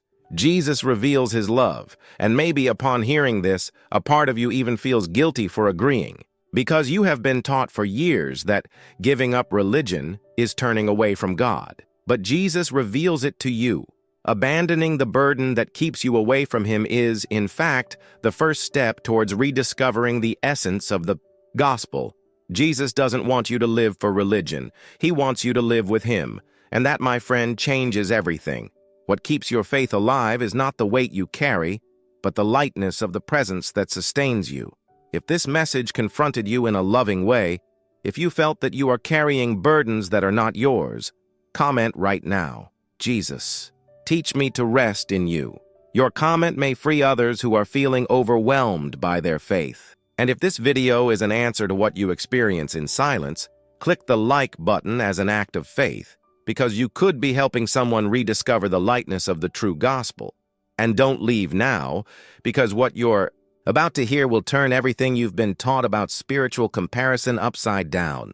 Jesus reveals something profound to you about how God sees each heart, without human measurement, without religious rulers, but with an absolutely personal love. But there is still a silent pain, one that you may never have confessed, but that weighs on your heart every time you look around. It's that feeling that God manifests himself more intensely in other people's lives, but not in yours. That spiritual comparison that erodes your faith in silence. You see others praying fervently, feeling the presence, receiving answers, and you wonder, what is wrong with me? This doubt, this hidden wound, can take you further from God than many visible sins. And Jesus reveals to you that he knows this internal conflict. He's seen this movie before. In a parable told by Jesus, two men went up to the temple to pray, and the way each approached God reveals a truth that can transform your faith right now. On one side was the Pharisee, religious, morally exemplary, proud of his own conduct. His prayer was a list of virtues and comparisons. He said, "O God, I thank you that I am not like other men, not even like this tax collector." Luke 18:11. He didn't ask for anything. He just introduced himself, and his prayer was a showcase of spiritual achievements. On the other side, there was the publican, a tax collector, hated by the people, considered a sinner. He didn't even dare to look up to the sky. He beat his chest and said, "O God, have mercy on me, a sinner." Luke 18:13. Just that, a short phrase, but full of truth, humility, repentance. And this is where the surprise happens. Jesus reveals to you that it was not the Pharisee who left there justified, but the tax collector. Because God does not measure your faith by the eloquence of words, nor by visible achievements. He looks at the sincerity of the heart, and this truth overturns all logic of comparison. Because before God, it doesn't matter if you pray shouting or in silence, if you know all the verses or stumble on the first ones. What counts is the posture of the heart, the delivery, the truth you approach. The problem with comparison is that it distorts your perception of God's presence. It makes you think you need to be like someone else to be accepted. But Jesus reveals to you that he calls you exactly the way you are, with your struggles, your way of believing, your limitation. Maybe you've spent years trying to imitate the faith of others, trying to reproduce experiences, formats, patterns. But grace is not a formula. It is a unique invitation. Guys, non-transferable. Jesus doesn't want someone else's version of faith in you. He wants your authenticity, your truth. He wants you to show up as you are, and that's how he approaches. And do you know what is most liberating? Jesus reveals to you that God's favor is not merit for those who seem stronger, more holy, more ready. It is a gift for those who truly give themselves. The publican did not try to justify himself. He only recognized himself as small before a great God, and that was enough to touch the sky. How many times have you felt like a spiritual imposter, as if you were just representing a faith you don't truly feel, for fear of disappointing God and others? This is the comparison trap, and it doesn't just keep you from the presence of God, it keeps you from experiencing the freedom of the gospel.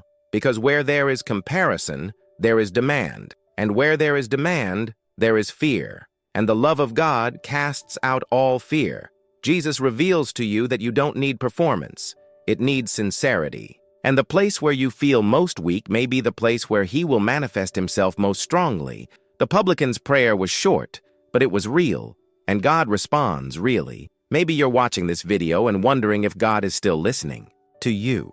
What if the problem is exactly this comparison that you don't even realize you feed every day? Jesus reveals to you that you never needed to prove anything to be loved, nor surpass anyone to be accepted, nor reach anyone's spiritual level to be heard. God's gaze is not on who shines brightest. It is upon those who humble themselves and recognize their dependence.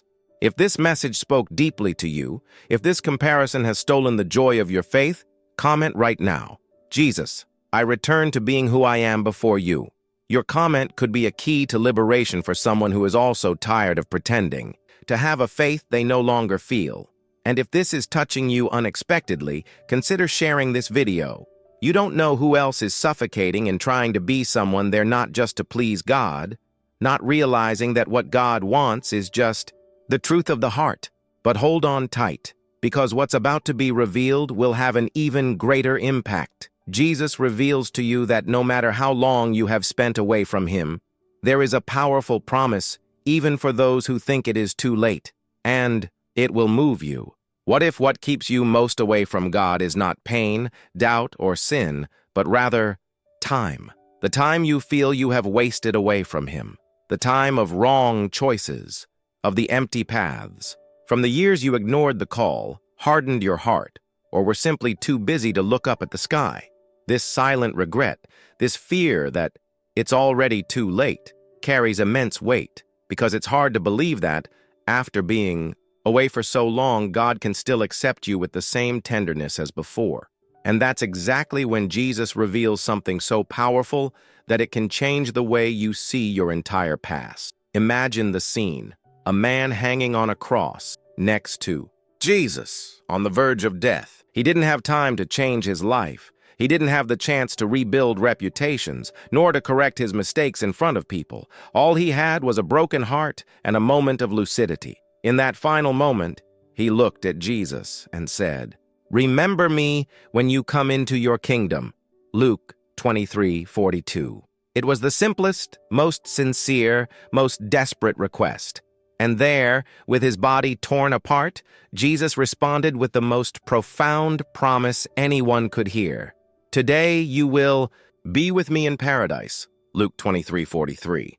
A man who probably spent his entire life far from God received in his last moments the most loving response in eternity. Jesus reveals to you that there is no lost time that grace cannot redeem, because God's time is not measured by clocks, but by broken hearts. You may have wasted years. You may have wasted opportunities. You may have ignored the voice of the Spirit countless times. But today, now, if your heart turns to Him, that surrender is enough to change everything. It doesn't matter how far you've been. The cross proves that an instant of faith is worth more than a lifetime of human attempts. Many live trapped in guilt because of their age, wrong decisions, promises they didn't keep. They feel ashamed to return because they think they should be more spiritually mature, more committed, more transformed. But the thief's cross proves that Jesus is not expecting perfection. He is expecting surrender. And this can happen at any stage of life, including now. You know that thought that says, "There's no point now"? Jesus reveals to you that this is the biggest lie that the enemy uses to prevent new beginnings. Because the more you believe it's too late, the less you try to go back. And the less you try, the more distant you feel. It's a cruel cycle, but it can be broken with a single decision. Say like the thief, with sincere faith, even if with a trembling voice, "Remember me." And perhaps the most surprising thing about this story is the fact that Jesus didn't just listen, he responded urgently. He did not say, "I will think about it," nor "we will see in the final judgment." He said, "Today." This means that when there is true repentance, heaven does not delay restoration. Heaven acts. The sky embraces. The sky rushes to meet you, even when time seems to be running out. Jesus reveals to you that every second that remains of your life is more valuable than all the years that have passed, if you decide to give them to Him. You are not too old. You're not too late. You haven't lost too much. Because God's love is not based on your chronology. It is based on the cross. And the cross is timeless. Maybe you stopped seeking God because you became convinced that He only works in those who started early, in those who never stopped, in those who never strayed. But the cross of Calvary is the greatest cry against this lie. Because if God was selective with timing, that thief wouldn't have stood a chance. But it did, and so do you. If this message is touching something deep within you, if you feel like you are coming back now, even after years of being away, write in the comments, "Jesus, I still want to give you what I have left." Your comment may spark hope in the heart of someone who thinks they have wasted too much time to start over. And if this word is reaching you hard, press the like button, because this simple gesture can be the bridge for others to come back to. But what you're about to discover goes beyond time, guilt, or distance. Because Jesus reveals to you that even when pain seems to scream louder than faith, He is still there. And what He does with a wounded heart can change everything. After the pain of loss, there is another silent wound which eats away inside. And no one notices. She doesn't scream, but she suffocates. It doesn't bleed, but it paralyzes. It's the tiredness of waiting. Waiting for an answer, for a promise, for something you believed in with all your heart and that never came. Or that it's taking so long that you've started to wonder if it will ever happen. A soul tired of waiting is one of the loneliest pains there is, because in the eyes of others, you are just being patient, but inside, you are dying. And that's where Jesus reveals to you a promise that has the power to renew your strength when everything in you wants to give up. Abraham's wait was more than a chronological time. It was an internal war, a conflict between faith and discouragement. God promised a son. He promised descendants as numerous as the stars in the sky. But the years passed, and nothing happened. Sarah remained sterile. Abraham's body grew old. Hope diminished. And in the midst of this exhausting wait, a thought began to gain strength. Did I get it wrong? Did God change His mind? Did He forget me? How many times have you felt this? You prayed, you believed, you fasted, you trusted, and the months passed, then the years, and what God promised you continues to seem distant, inaccessible, almost unreal. There are those who give up at this stage. There are those who try to help God, as Sarah did, handing over her servant Hagar to Abraham. But the consequence of rushing in when God told us to wait is always pain. Waiting time isn't downtime, it's construction time. God wasn't just preparing Sarah's womb, He was molding Abraham's heart. Waiting is where faith is purified, where maturity is formed, where intimacy with God deepens, and when everything seemed biologically impossible, when the chances were 0. Genesis 21:1 says, "And the Lord fulfilled what He had promised him." It wasn't in Abraham's time, not even in Sarah's time. It was in God's time. Why Jesus reveals to you that the promise was never about your ability to believe perfectly, but about His unchanging faithfulness. When God promises, He fulfills, even if it takes time, even if the scenario says otherwise, even if your soul has already given up. And here comes the shock. Maybe God still hasn't given you what He promised, because if He had given it in your time, you would have destroyed it with your own anxiety. Sometimes He delays the blessing to save you from yourself, because God doesn't just want to give you a promise, He wants you to be ready to live it. What's the point of receiving something with an unprepared heart? What's the point of conquering and then losing because there was no maturity to sustain it? Abraham laughed when he heard that he would have a son. Sarah, too. They didn't laugh with joy, they laughed in disbelief. But God did not give up on them. Why Jesus reveals to you that not even your doubt is capable of nullifying his promise. He will comply, even when you are tired, even when you've already given up, because the fulfillment of the promise does not depend on your strength, but on the word that came from his mouth. Now take a deep breath, close your eyes, and imagine Jesus looking at you, saying, I will still fulfill everything I promised. It doesn't matter how much time has passed. It doesn't matter how many people said it was impossible. If it was God who spoke, then time is just a setting for the miracle to manifest. But now, answer me honestly, are you willing to wait with a peaceful heart? Or has your faith already turned into disguised anxiety? Comment now. Even though I'm tired, I trust in you. Write it down as an act of spiritual warfare. It's not just a phrase. It's a statement against everything that has tried to steal your hope. Share this video with someone who is about to give up. Take this truth. To those who need a last breath of faith, what if I told you that your racing thoughts, your constant anxiety, your difficulty concentrating, could be keeping you from the greatest gift that God wants to give you? What's coming may open your eyes to something you've never seen before. Don't stop here, because what Jesus will reveal to you next could change everything. But what happens when the problem is not doubt, fear, or sin? What if the real gulf between you and God is pain? That pain that doesn't let you breathe, that eats away inside, that burns in silence while the world continues to spin as if nothing had happened. And the worst thing is, you try to pray, you try to trust, you even try to pretend that everything is okay. But deep down you know that it isn't, because the pain is screaming while your faith whispers. And it is in this invisible tension that many begin to believe that God has moved away. But Jesus reveals something devastatingly beautiful to you. He has never been closer than at the moment of your deepest pain. The story of Mary and Martha does not begin with a miracle.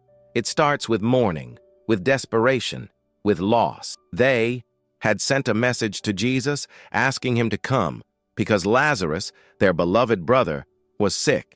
They knew his power.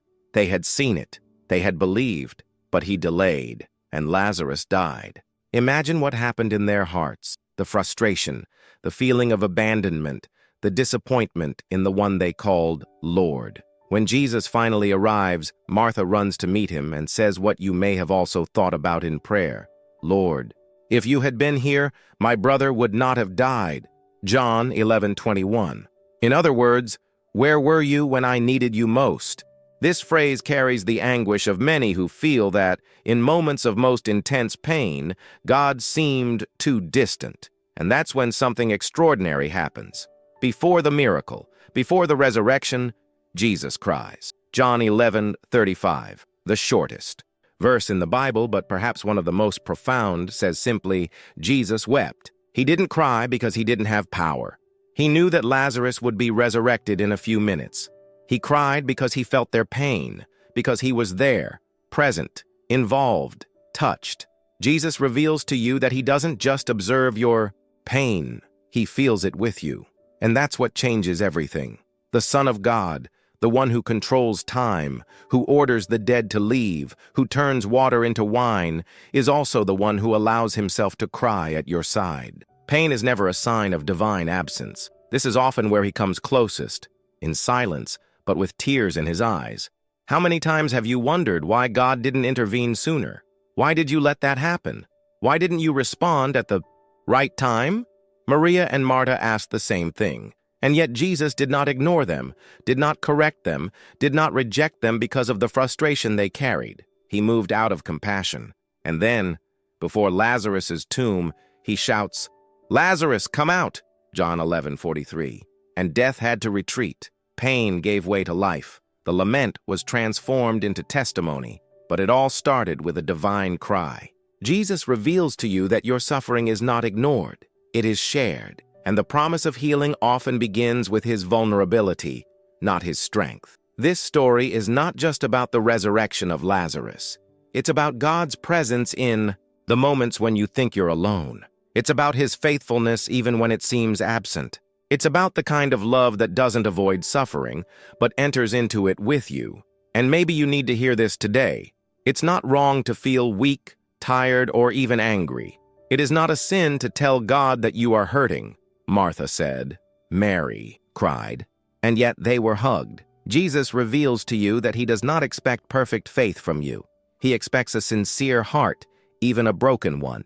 Maybe your pain is stifling your ability to pray. Perhaps grief, disappointment, or loss have silenced your spiritual voice. But Jesus hears even the unspoken cries. He understands the tears you can't explain. And when he cries with you, it's not because he despairs, it's because he cares. And that's enough to change everything. Faith is not the absence of pain. It's about continuing to believe even with your chest torn apart. It's trusting that he's still there, even when the miracle hasn't arrived yet.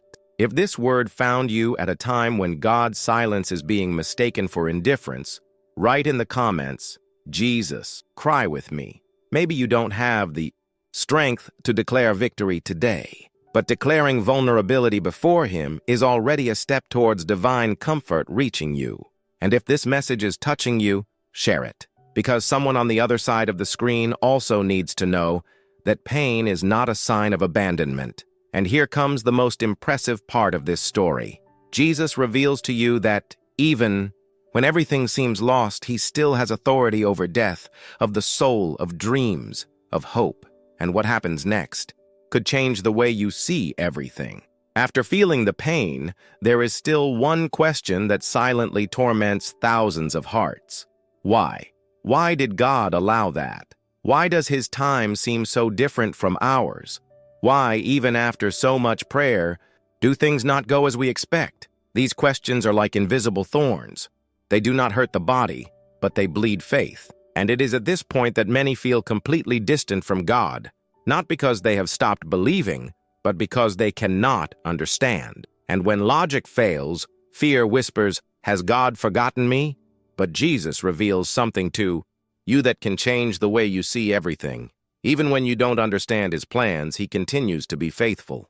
Imagine Abraham, the one who waited decades for a son, who carried on his shoulders the promise of being the father of a great nation. And finally, the miracle arrived. Isaac was born. But one day, God asks something that breaks any rational structure. Now take your son, your only son Isaac, whom you love, and go to the land of Moriah, and offer him there as a burnt offering. Genesis 22:2. It's even difficult to read. Imagine obeying. What do you mean, God?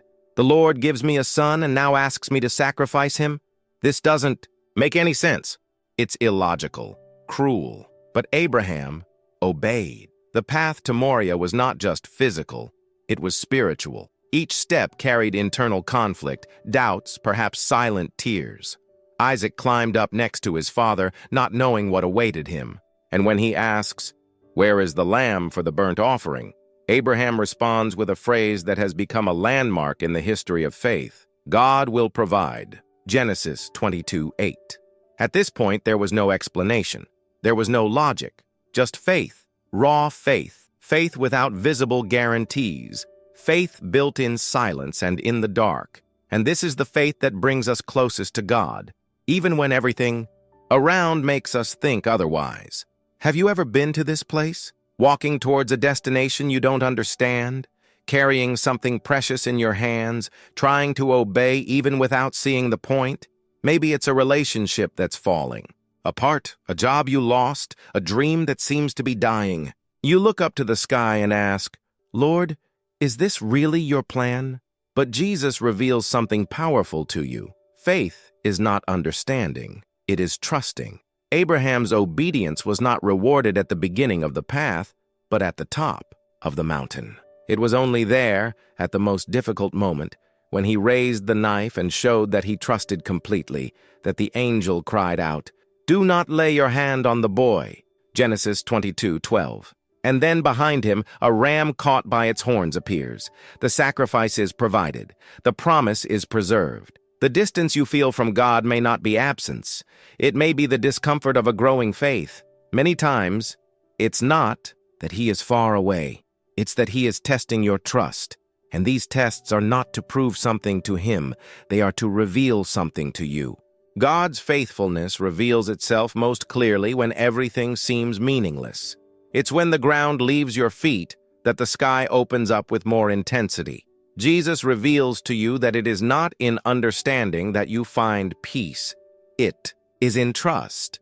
What if what you're facing today is just the path up the hill? What if the sacrifice God is asking for is not the death of a dream, but the birth of a new faith? You may need to let go of the controller to see the miracle. Maybe God is taking you to a place where your dependence on Him will be absolute, where you no longer have human certainties, only a divine promise echoing within you. I am Jehovah Jireh, the God who provides. If this message spoke to your heart, write in the comments, Jesus, I trust even without understanding. Your trust may be small, trembling inside, but it still touches the heart of God. And if you feel that this word needs to reach other lives that are experiencing a moment of confusion, share it. Your click can be an instrument of faith for someone who is about to give up because they don't understand the plan. And if you still think it's impossible to continue trusting, get ready. What you're about to discover in the next block will challenge everything you've ever thought about abandonment. Because even when the whole world seems to leave, Jesus reveals to you, He never leaves you. Never. But what about when it's not just the pain? It's the absolute silence around her. When everyone you trusted no longer answers the phone, doesn't respond to your messages, doesn't look you in the eye. And what hurts most is not the physical absence, but the feeling that your suffering has become invisible even to those closest to you. When you get to the point where you don't even know what to ask God anymore because you're tired of praying alone in the dark, when all you have is you. It seems like the end. It looks like abandonment, but Jesus reveals it to you. Even when everyone leaves, He remains. Imagine Paul, not just an apostle, but a man of flesh and soul, with emotions as intense as yours. He was unjustly arrested for announcing the truth, and in that cold cell, surrounded by damp walls and distant hearts, Paul writes something that resonates to this day. At my first defense, no one was for me. Rather, everyone abandoned me. But the Lord stood by me and strengthened me. 2 Timothy 4:16-17. These words are not just a report. They are a confession. He was alone, forgotten, but he found something there that few find. The unshakable presence of God in the loneliest place in the world. Have you ever felt this emptiness? When even surrounded by people, does your heart scream for true connection? When you look around and realize that no one really understands you? And the worst thing is when pain seems invisible even to God. But Jesus reveals to you that the absence of human applause is often the exact scenario where God enters the scene most strongly. He doesn't visit you out of convenience, He sustains you out of love. Paulo's cell was not the end. It was the altar. It was there, at the moment he lost everything, that he received eternal revelations. It was there, without an audience, that his faith turned into testimony. God did not remove the prison, but stood beside him within it. And this is the greatest revelation for those who feel abandoned. You don't need human company to have divine comfort. God does not need permission from circumstances to embrace you where no one else can enter. The distance you feel from God is often amplified by the distance you feel from people. But the truth is that God does not measure your presence by the number of hands around you, but by the depth of His love for you. He sees your tears when you turn off the lights. He hears your silence when you decide not to tell anyone else. And even when your prayer is just a sigh, He answers with comfort. Jesus reveals to you, isolation may silence the world, but it never silences the voice of God. He is not just there for you, He strengthens you. Strengthen your mind, your soul, your faith. Strengthen with promises that no one can steal. And when everyone leaves, it will be He who will stay. Because His faithfulness does not depend on circumstances. It is the essence of His character. If this word spoke to your heart, comment, Jesus, you remain. Maybe your comment will be the hope someone needs to read today. Maybe it's the echo that another lonely soul needs to hear to remember that there is still fidelity in the midst of abandonment. And if this message touched your spirit, don't hesitate. Press the like button so that others can also be blessed. This could be exactly what someone on the other side needs to not give up. Jesus reveals it to you. True intimacy with him begins when everything else disappears. And if you've made it this far, maybe it's because God is shouting in the midst of your silence, "I never left. I'm with you until the end." If you've come this far, with teary eyes or a silent heart, it's because something inside you has been touched deeply. Maybe an old memory came back, maybe a wound was exposed, or maybe, for the first time in a long time, you felt like you're no longer alone. Jesus revealed something to you that wasn't just heard, it was felt. Within your pain, in the densest silence of your soul, he spoke. And when God speaks, even despair becomes silent. Today, every story, every word, every verse was not by chance.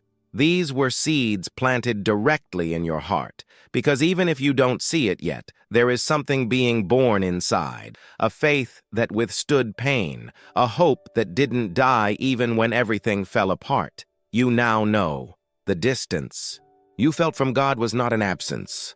It was preparation. It was the space where he was designing in silence the most powerful reunion in his history. And if all this has touched you, then close your eyes and listen to this. You were called back to stop running away, stop pretending it doesn't hurt. Jesus is saying, "I've been with you all this time. Now it's your turn to walk to me." And here, before this video ends, I want to invite you to a moment that can seal this transformation. Take a deep breath. Allow yourself to feel this presence. Because if you made it to the end of this video, it's because God is actively working in your life, and now he wants to free you from what still holds you back. Shall we pray together? Lord Jesus, at this very moment, we surrender before your presence. You know every heart that has come this far. You saw every silent tear, every sleepless night, every prayer that seemed ignored. But today, Lord, you revealed that you have never been distant. Therefore, I ask you, touch this life deeply, restore what was broken, frees you from the weight of loneliness, fear, guilt, spiritual coldness. Show, with your love, that there is still a way, even when everything seems lost. Lord, enter the void, the doubt, the open wound, and transform it into living faith, into certainty, into new life. Father, seal this journey with your Spirit, and that from now on, each person who prays with me feels not only comfort, but a rebirth within themselves. In the name of Jesus, amen. And now, pay attention. Don't finish this video without watching what's on screen now. What you just experienced is just the beginning. The next message will reveal what is blocking your complete liberation, and it could be exactly what was needed for the miracle to happen. Click without thinking twice, because God is waiting for you there too.